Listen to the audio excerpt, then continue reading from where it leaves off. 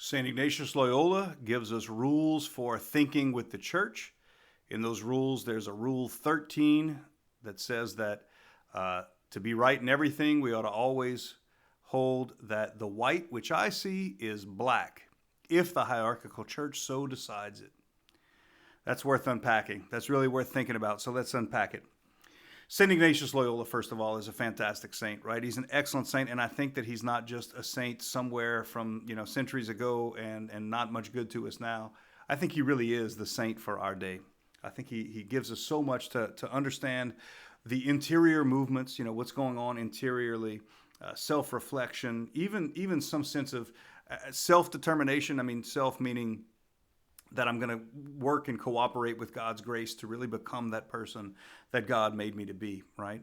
St. Ignatius takes into account all of those things, especially in terms of aligning with the objective mission of being fully alive in God's will, which comes to us through the church, right? So if what you want is to be fully alive, it's not just going to be about doctrine, and it's not just going to be about, your personal attitude. It's going to be about where these things come together.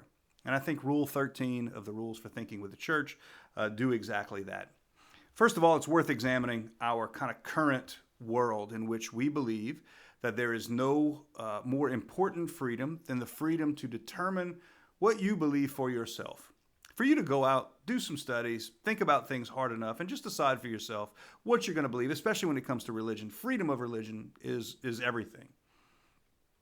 Compare that to what C.S. Lewis says, that at the end of the world, whenever we all face God, there's only going to be two kinds of people. There will be those people who tell God, thy will be done. And then there will be those to whom God looks at and says, thy will be done.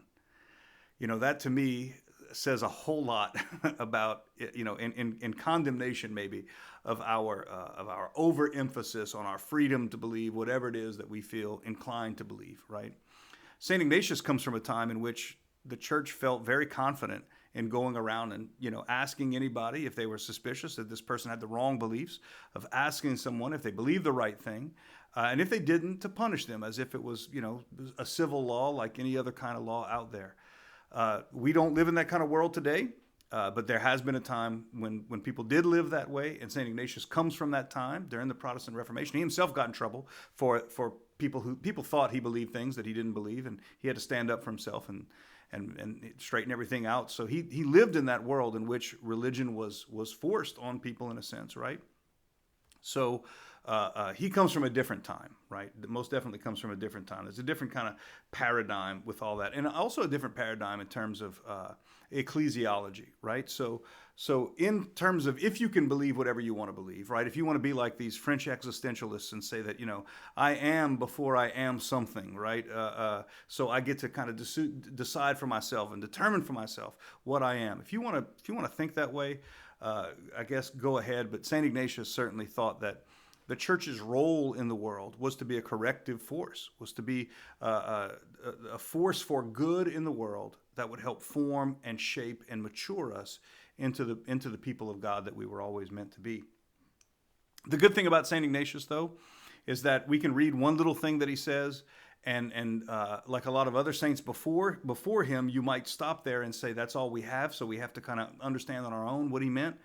But with St. Ignatius Loyola, we have 7,000 letters, over 7,000 letters that he wrote. He holds the world's record for the 16th century for letter writing.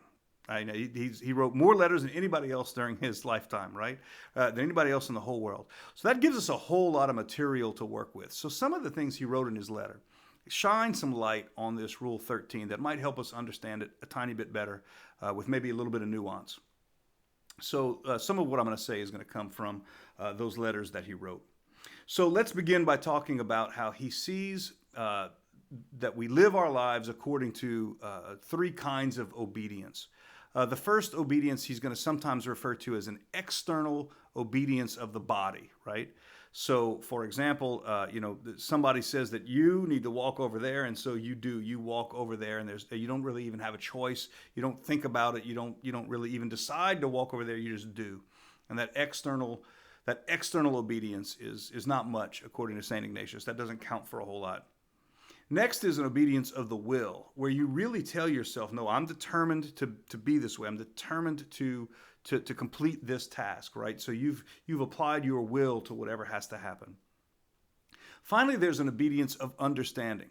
St. Ignatius Loyola believes, without a doubt, that a person can decide to believe a thing, and to understand what it means is a real decision that has to be made. So he says that you can take your will and you can apply it to the understanding. So somebody explains something to you, and you can will to either accept it or not accept it. So he says when the church tells us to do something, we should be applying our will to accepting it. We should be saying, oh no, I must accept this understanding. I will reject the other kinds of understanding. And there's reasons for doing that, but ultimately I'm going to tell myself to accept this understanding. Then our understanding turns around and reinforces our will. So once we understand it, we now feel pretty well convinced. And that feeling convinced helps strengthen our will so that our will can help us carry out whatever command we've been given. So that kind of circle back is an action that St. Ignatius says is great. This is how a person grows in virtue. This is how a person grows in faith and grows in obedience to the church as the church guides us and leads us. It's also a great big problem if you can't make that work. If you find yourself believing according to the will but not according to the understanding, then you're going to have violence, right, done to yourself, an internal violence. You're going to have, very big problems with. There's even psychological terms for these kind of things. Whenever you can't quite make your beliefs all fit together, and you have to live in and out of one of those beliefs, even while you're wondering the whole time, or even convinced the whole time that maybe you're thinking about it the wrong way. So St. Ignatius recognizes this violence. He even says sometimes that there are all kinds of things that we see, and they're facts that we know, and they force us to believe a certain way. St. Ignatius says that if we're really going to be obedient to the will of the church, it's much more likely that we're going to find success in being obedient to things that are a little bit more subtle, right? If, for example, the church tells us that, the moon is made of cheese, and we somehow find ourselves able to verify that it's not made of cheese, then we're just going to have all kinds of problems. The good news, though, is that most of the time, the church doesn't teach us hard facts like this, right? Occasionally, it has something to say about the hard facts out there, but the real teaching ability of the church is to talk about morals, right? And to talk about matters of faith, which are just a lot more subtle and are much harder to prove right or wrong.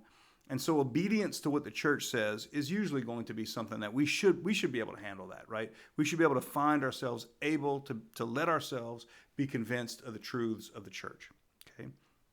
So why does he give us Rule 13 then, where it says, and I'm going to read the whole rule right now and get it complete from top to bottom. It says, Rule 13, to be right in everything, we ought always to hold that the white which I see is black, if the hierarchical church so decides it, believing that between Christ our Lord, the bridegroom, and the church, his bride, there is the same Spirit which governs and directs us for the salvation of our souls.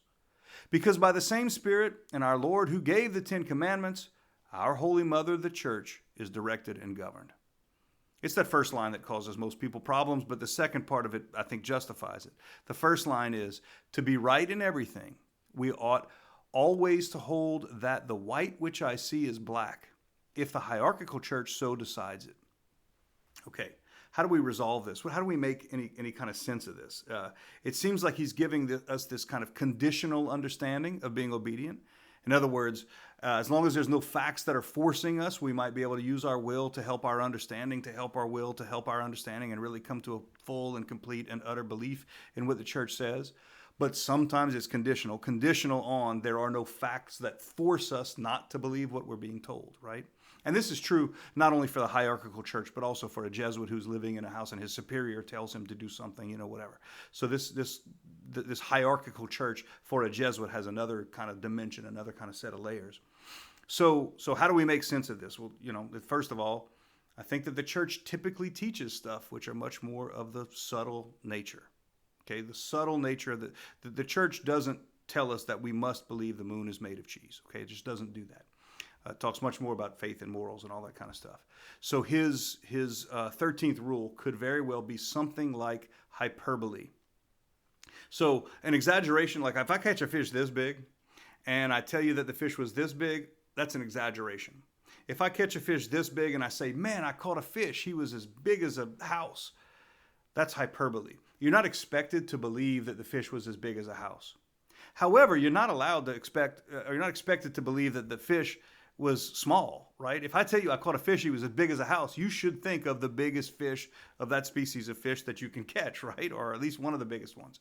So his use of hyperbole here, if it's hyperbole, really ought to be not dismissed because it's hyperbole, but it really ought to be taken in and taken seriously and understood with the full power that St. Ignatius is capable of expressing, right? His hyperbole here should be taken seriously, if it's in fact hyperbole. It could also be that it's really very audience specific, right? So it's really he's really trying to say this for maybe Jesuits who have a local superior, and the local superior is telling this Jesuit that he needs to do some things, and it's like, you don't have to believe these big universal truths to do what you're told by your local superior, right? And you find it easy when the hierarchical church, for everybody else who's not a Jesuit, with a vow of obedience, right? For everybody else, it's like you have these doctrines that you have to believe, and for the Jesuit, you have these commands that you also have to believe, right? So it could be that his audience is maybe he's writing the way that he's writing because of his audience. That's another possibility. Now, again, I wouldn't dismiss it and say, oh, he just means this in terms of some crazy, weird Jesuit cult. And, it's not that, because I believe that everybody, every religious order, every charism that religious, people who belong to religious orders live out are meant to be an inspiration for everybody else. Maybe they're not a rule for everybody else, but they are meant to be an inspiration. So, for example, you have celibate priests, even people who don't live a celibate life, right? Married people should be able to look at the life of a celibate priest or a nun and say, I am inspired by that, that sense of offering God, even that. And so me in my married life, whatever, I can be inspired by that for me to love my wife, fully and completely, because I see there are even some people who go without all of those things. So how lucky am I to be able to live a married life? How lucky am I to have a vocation to marriage or whatever, right? We should be inspired by some of this stuff that might sound a little bit off the wall, might sound kind of crazy, but in the end, it shouldn't just be dismissed because it's crazy. It should be kind of inspiring because of this. I think there's another way of looking at this too, that one day we're going to have to meet God. And when we meet God, I'm banking on the fact that God is going to be more than I can understand.